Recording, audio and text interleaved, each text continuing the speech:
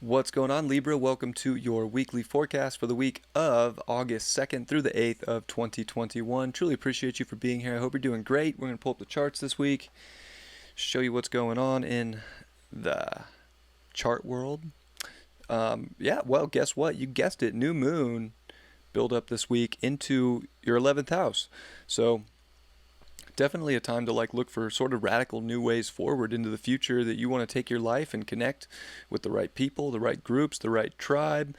Who knows? This could be new people showing up in your life that you really connect with. So it's kind of a radical week, and with all that energy squaring Uranus this week in your 8th house, I mean it's an interesting aspect for you because it's dealing with your 11th and 8th house, and I mean, you can be a little fixated on groups of people that don't have a strong emotional connection or that deep well of, depth that you might be looking for. And it's like, wow, that's a big one. So there could, I would say people could come in and out of your life right now. To be honest, who knows? This could be like friend breakups. This could be relationship stuff.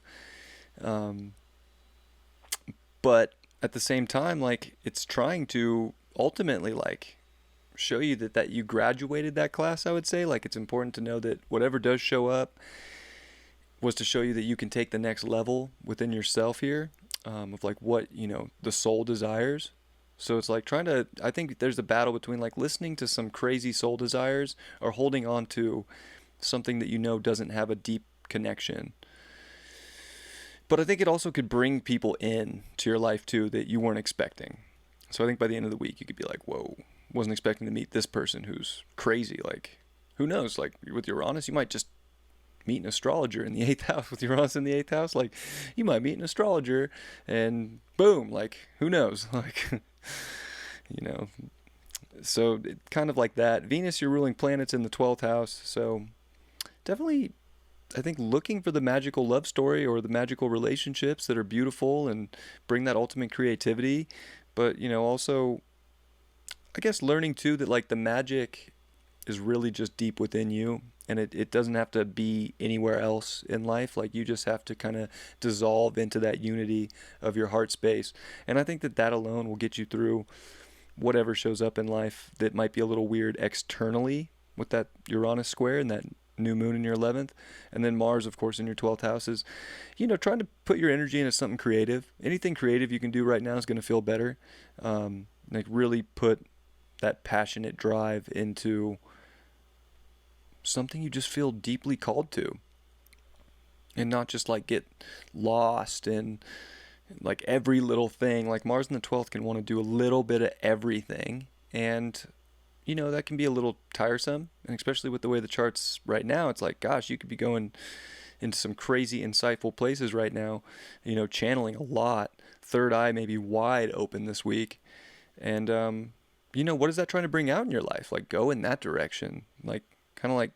Really just let God lead you in a lot of ways, whether that's through dealing with people that show up or depart. The 8th house is endings and beginnings, and everything, Moon, Mars, Venus, Moon, Sun, Mercury is square Uranus. So again, endings and beginnings could be showing up, but it could be showing you radical power within you to connect to exactly what is tribe, exactly what is the frequency you want in life, that God's kind of steering the direction for and trying to bring out creativity in that area.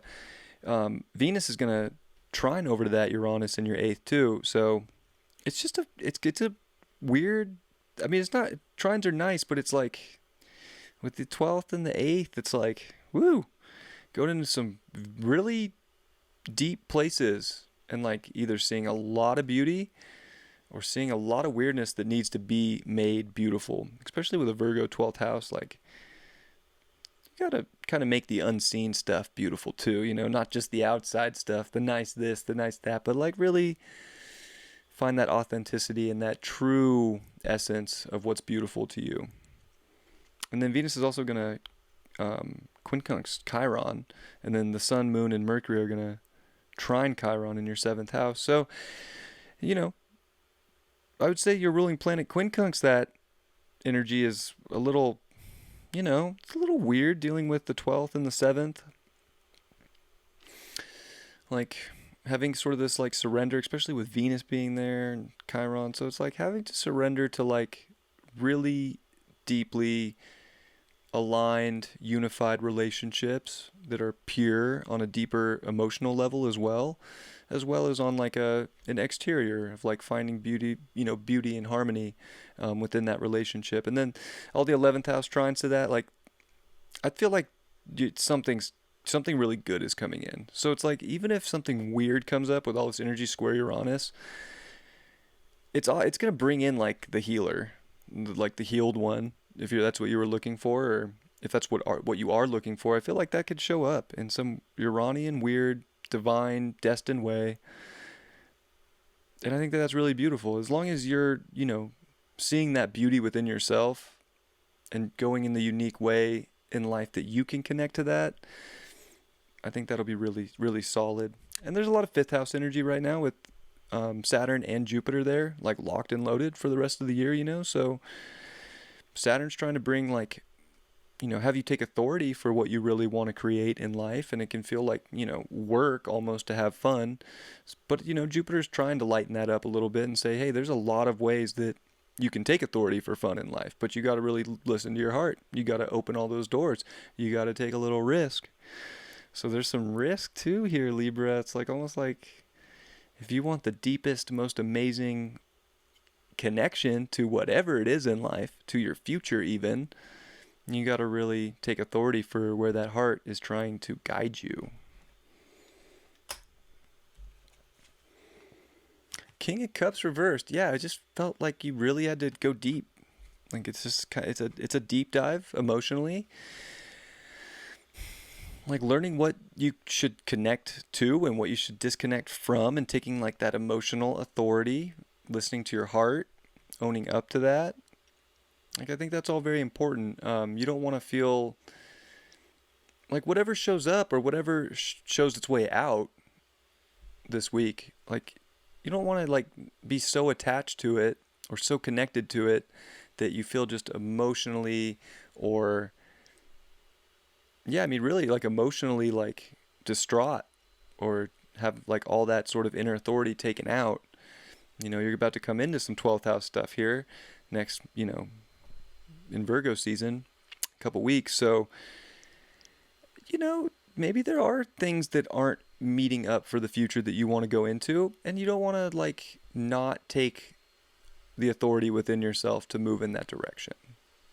So this could be a real good look at where your future's going, what do you really want, and are you listening to your heart and taking that authority and using that and having that emotion drive you